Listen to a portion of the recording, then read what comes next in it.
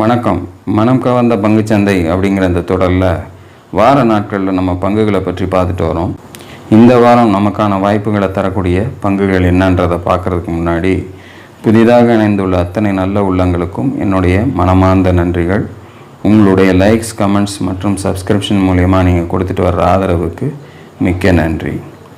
இந்த வாரத்துக்கான ஸ்டாக்ஸுகள் என்னென்னன்றதை நம்ம பார்க்குறதுக்கு முன்னாடி ஒரு பர்டிகுலர் சப்ஸ்கிரைபர் கேட்டிருந்தார், நீங்கள் ஏன் வீக்லி சார்ட்ஸை ப்ரிஃபர் பண்ணி போடுறீங்க வாரம் அப்படின்ட்டு.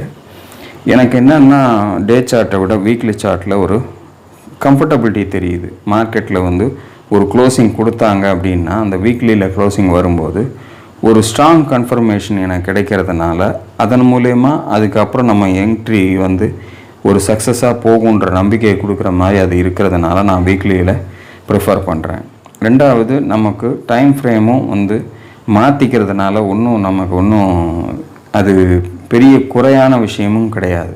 அதே மாதிரி நான் ஷார்ட் டேர்ம் ஸ்விங்குன்னு நம்ம பெருசாக ரொம்பவும் குறுகிய காலத்துக்குள்ளே செய்தே முடித்து ஆகணும் அப்படிங்கிற மாதிரிலாம் நான் ஒன்றும் வைத்துக்கொள்கிறதில்ல. ஒரு 3 மாதத்துக்குள்ளே 6 மாதத்துக்குள்ளே நமக்கு ஒரு 5-15% ஏதாவது ஒரு மூமெண்ட் கிடச்சி போச்சு அப்படின்னா என்ட்ரி எக்ஸிட் கொடுத்துட்டு வெளியில் வந்துடணும். நம்முடைய நோக்கம் வங்கி வட்டியை விட அதிகப்படியான லாபம் நம்ம பண்ணுறதில் கிடைச்சதுனாலே மிகப்பெரிய விஷயம் அப்படின்ற மாதிரி தான் நான் நினைக்கிறேன்.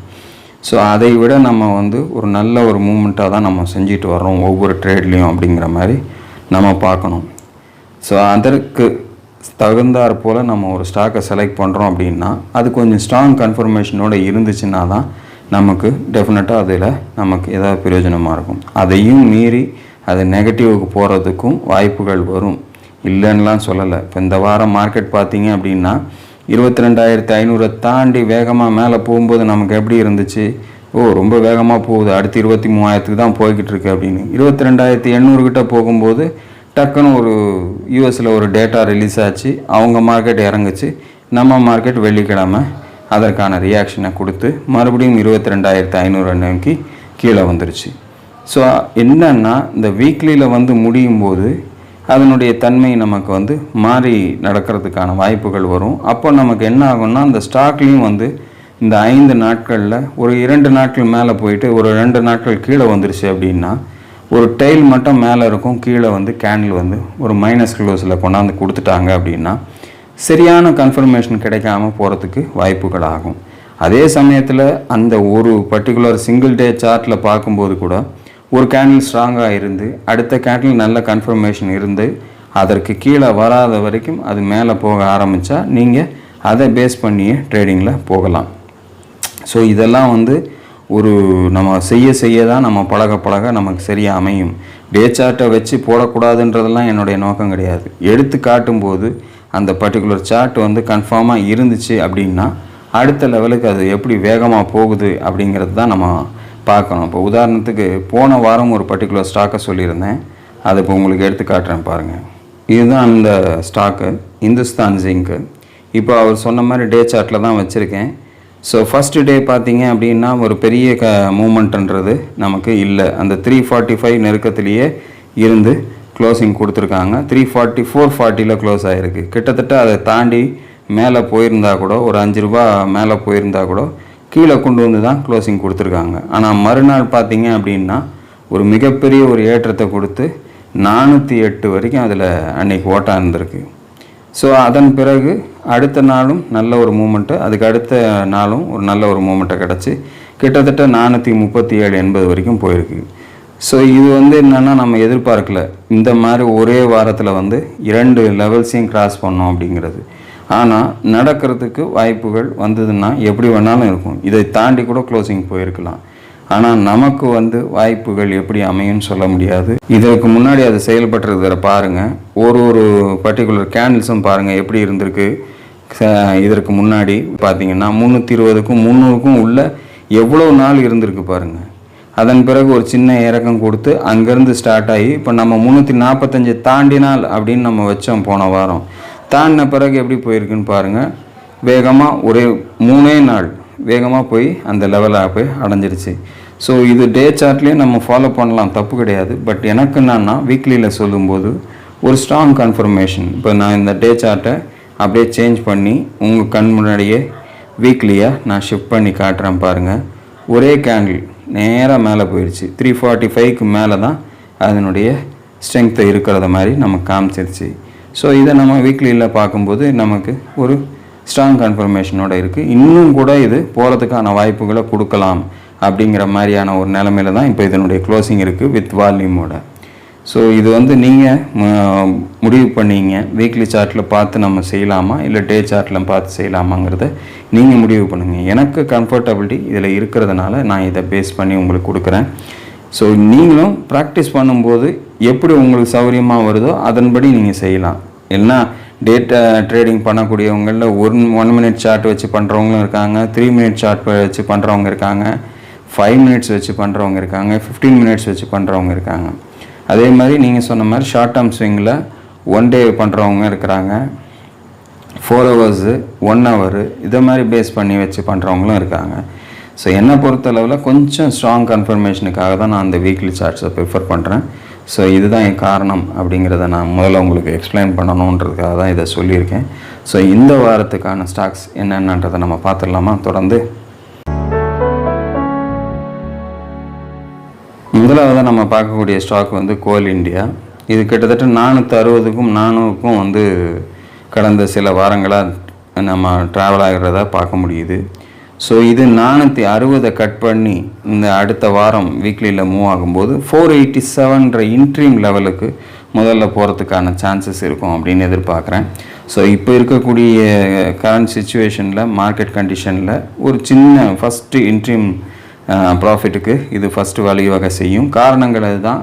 கடந்த ஒரு 2-3 வாரங்களுக்கு முன்னாடி நீங்கள் அதை பார்த்தீங்க அப்படின்னா ஒரு மேலே ஒரு 2 கேண்டில் இருக்கும் அந்த 487 டச் பண்ணி. ஸோ அந்த லெவலுக்கு இந்த 460 கட் பண்ணும்போது இது போகிறதுக்கான வாய்ப்பை கொடுக்கும். அதையும் தாண்டிடுச்சு அப்படின்னா இன்னொரு ஸ்ட்ராங் பிரேக் அவுட்டாக மாறி 539 அப்படிங்கிற லெவலுக்கு அடுத்தபடியாக இது போகிறதுக்கு சான்சஸாக இருக்கும். ஸோ 460 கட் பண்ணும்போது 487 அண்ட் 539 அப்படிங்கிற லெவலுக்கு இந்த பர்டிகுலர் ஸ்டாக் மூவ் ஆகிறதுக்கு சான்சஸாக இருக்கும்.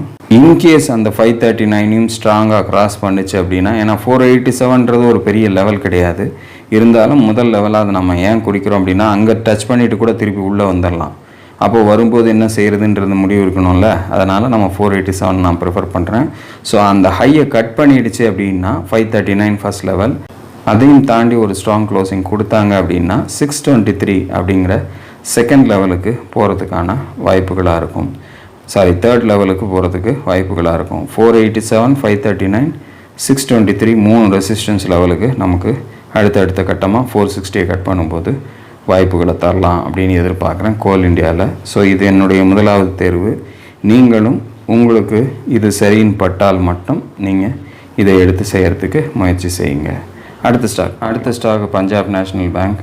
இது ஏற்கனவே நான் கூட உங்களுக்கு சொல்லியிருக்கேன். ஸோ இருந்தாலும் கூட இப்போ வந்து 133, 113 இந்த 2 ரேஞ்சுக்குள்ளே இருந்துட்டு போன வாரம் ஒரு பிரேக் அவுட் ஆகி மேலே நிற்கிது. பட் இன்னும் பெரிய கன்ஃபர்மேஷன் வரலை. இன்கேஸ் அது 140க்கு மேலே ஒரு மூமெண்ட் கொடுக்க ஆரம்பித்தாங்க அப்படின்னா 164 ஃபஸ்ட்டு லெவலாக போகிறதுக்கு சான்சஸ் இருக்குது அப்படின்னு எதிர்பார்க்குறேன். 140க்கு மேலே அது போக ஆரம்பிச்சிருச்சுன்னா 164 அப்படிங்கிற லெவலை நோக்கி போகிறதுக்கு சான்சஸாக இருக்கும்னு பார்க்குறேன். அதையும் தாண்டி ஒரு ஸ்ட்ராங் க்ளோசிங் கொடுத்தாங்கன்னா 185 அப்படிங்கிற இந்த செகண்ட் லெவலுக்கு இந்த பர்டிகுலர் ஸ்டாக்கில் சான்சஸ் இருக்குன்னு பார்க்குறேன். காரணங்கள் இதுதான். இந்த இடத்துல ஒரு சைட்வேஸ் இருந்துட்டு இப்போ பிரேக் அவுட் ஆகி மேலே க்ளோசிங் கொடுத்துருக்கு. 133க்கு கீழே க்ளோசிங் வராததுனால தொடர்ந்து இது வாய்ப்பு கொடுத்தா மட்டும் பார்க்கணும். 133 கீழே வந்துருச்சுன்னா வெயிட் பண்ணிவிட்டு 113 வந்து டச் பண்ணிவிட்டு திரும்பதான்னு பார்த்து அப்போ என்ட்ரி கொடுக்கலாமே ஒழிய 133 கீழே வரும்போது நம்ம பேசாமல் இருக்கிறது தான் சேஃபான லெவலாக நமக்கு இருக்கும். ஸோ இதுதான் இந்த பர்டிகுலர் ஸ்டாக்கில் நான் எதிர்பார்க்குறது. ஸோ 140 மேலே மூவ்மெண்ட் கொடுத்துச்சுன்னா மட்டும் என்ட்ரி கொடுக்கலாம் அப்படிங்கிறது தான் என்னுடைய எண்ணம். நீங்களும் வந்து அதை யோசனை பண்ணி உங்களுக்கு சரின்னு பட்டால் மட்டும் இந்த பர்டிகுலர் ஸ்டாக்கில் உங்களுடைய இன்வெஸ்ட்மெண்ட்டை கொண்டு போங்க. அடுத்த ஸ்டாக் பார்க்கலாம். மூன்றாவதாக நம்ம பார்க்கக்கூடிய ஸ்டாக் வந்து பெட்ரோநெட் எல்என்ஜி. இது வந்து 297 அப்படிங்கிற லெவலுக்கு டச் பண்ணிவிட்டு அதன் பிறகு கீழே வந்து அகைன் அந்த 255 ரேஞ்சஸ்லேருந்து எங்கேருந்து புறப்பட்டுச்சோ அந்த ரேஞ்சுக்கே திருப்பி வந்து டச் பண்ணிவிட்டு இப்போ திரும்பி 297 கட் பண்ணி பிரேக் அவுட் கொடுத்தே ஆல்ரெடி நிற்கிது. இப்போ இதனுடைய க்ளோசிங் ப்ரைஸ் வந்து 305.45. ஸோ இந்த வாரத்துக்கான ஹைன்னு பார்த்தீங்கன்னா 315.50. ஸோ இது தொடர்ந்து இதனுடைய லெவலுக்கு கீழே வராமல், இந்த வீக்கினுடைய லெவலுக்கு 297 கீழே வராமல் மெயின்டைன் ஆகி மேலே போகிறதுக்கு அடுத்த வாரத்தில் சான்ஸ் கொடுத்து மூவ் ஆச்சு அப்படின்னா நெக்ஸ்ட் லெவலாக நான் எதிர்பார்க்குறது 355ங்கிறது ஃபஸ்ட்டு ரெசிஸ்டன்ஸாக எதிர்பார்க்குறேன். அதையும் தாண்டி ஒரு ஸ்ட்ராங் க்ளோசிங் கொடுத்துச்சு அப்படின்னா 417 வரைக்கும் இதனுடைய மூவ்மெண்ட் இருக்கும் அப்படின்ற மாதிரி நான் பார்க்குறேன். ஏன் நான் தேர்ந்தெடுத்தேன் அப்படின்னும் போது இந்த பர்டிகுலர் லெவல்லேருந்து இது பிரேக் அவுட் கொடுத்ததுனால அடுத்தடுத்த லெவல்ஸாக 355 அண்ட் 417 இந்த 2 லெவல்களும் இதில் வாய்ப்புகளாக இருக்கும் அப்படிங்கிற மாதிரி நான் எதிர்பார்க்குறேன். ஸோ நீங்களும் இதை வந்து அப்படி சரியாக வரும் அப்படிங்கிற மாதிரி உங்களுக்கு பட்டால் மட்டும் நீங்கள் இதில் என்ட்ரி கொடுங்க. ஸோ வீக்லியில் ஒரு நல்ல ஒரு ஸ்ட்ராங் பிரேக் அவுட் க்ளோசிங் இந்த பர்டிகுலர் ஸ்டாக் கொடுத்துருக்கிறதுனால நமக்கு அடுத்தடுத்த வாய்ப்புகள் கொடுக்குதா அப்படிங்கிறத வரக்கூடிய வாரத்தில் பார்ப்போம். அதற்கு பெஸ்ட் சப்போர்ட்டாக இந்த 297 பேசிக்காக நீங்கள் வச்சுக்கோங்க. அடுத்த ஸ்டாக் பார்க்கலாம்.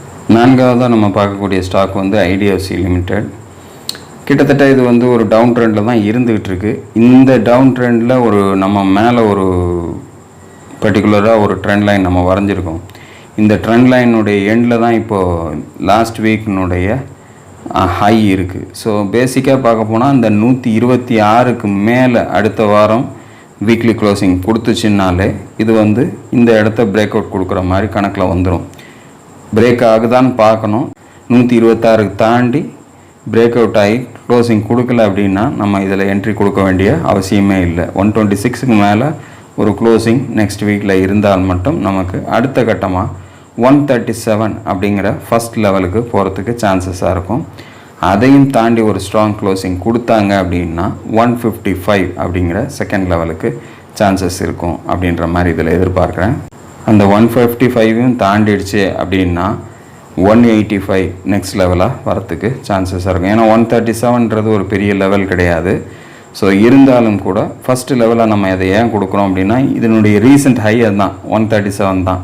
ஸோ அதுக்கு தான் முதல்ல போகும். அங்கே போய் இன்னும் ரியாக்ட் பண்ணுதுன்னு பார்க்கணும். அதை தாண்டிச்சு அப்படின்னா இந்த 2 லெவலுக்கும் மூவ் ஆகிறதுக்கு சான்சஸாக மாறலாம். ஸோ ஐடிஎஃப்சியை பொறுத்தளவில் எனக்கு இந்த மாதிரியான ஒரு ஐடியா இருக்குது. ஸோ இந்த கிராஸ் ட்ரெண்ட் லைனை பிரேக் அவுட் பண்ணிச்சு அப்படின்னா அடுத்த வாரத்தில் நமக்கு இந்த 2-3 வாய்ப்புகளும் நமக்கு கிடைக்கலாம். ஸோ ஒரு சின்ன சின்ன பர்சன்டேஜாக நமக்கு கிடைக்கிறதுக்கு இந்த பர்டிகுலர் ஸ்டாக்ஸில் வாய்ப்புகள் இருக்கும். அதுவும் குறிப்பாக இந்த வாரம் வந்து நமக்கு கடைசி நாள் வந்து ஒரு வீக்னஸ் க்ளோசிங் மார்க்கெட்டில் கொடுத்துருக்கிறதுனால ரொம்ப ஸ்டாக்ஸை செலக்ட் பண்ண முடியல. ஒரு 4 பங்குகளை தான் நம்ம எடுக்க முடிஞ்சது இந்த பர்டிகுலர் சிச்சுவேஷன்லேயும். ஸோ அதுவும் வந்து சரியான வழியில் அடுத்த வாரம் பயணித்தால் மார்க்கெட் மட்டும் பயணிச்சுன்னா நீங்கள் வந்து அதில் என்ட்ரியை கொடுங்க. ஏன்னா நான் ஒவ்வொன்றும் யோசனை பண்ணி உங்கள்கிட்ட சொல்லிக்கிட்டு தான் இருக்கிறேன். காரணங்கள் என்னன்னா நீங்கள் லாபத்தை சம்பாதிக்கணுங்கிற எண்ணத்தோடு தான் நம்ம இந்த விஷயங்களை பகிர்ந்துக்கிட்டு வரோம். ஸோ அதனால் யாரும் வந்து நான் சொன்ன இந்த பர்டிகுலர் விஷயங்களை டார்கெட்டாக பார்க்காம ரெசிஸ்டன்ஸாக பார்த்து காரணங்களை அறிந்து அது ஏன் போகுது எப்படின்றத ஒவ்வொன்றும் போன வாரம் அவர் கேள்வி கேட்டிருக்காருன்னும் போது உண்மையாகவே எனக்கு அதில் ஒரு சந்தோஷம்தான். தெரிஞ்சுக்கிட்டு செய்யணும்னு நினைக்கிறாருல்ல, அந்த மாதிரியான ஒரு எண்ணத்தோடு ஒவ்வொருத்தரும் செய்யணும் அப்படிங்கிறது தான் என்னுடைய எண்ணம். தொடர்ந்து இது போன்ற வாய்ப்புகளோடு அடுத்த வாரம் உங்களை சந்திக்கிறேன். அதுவரையில் நன்றி, வணக்கம்.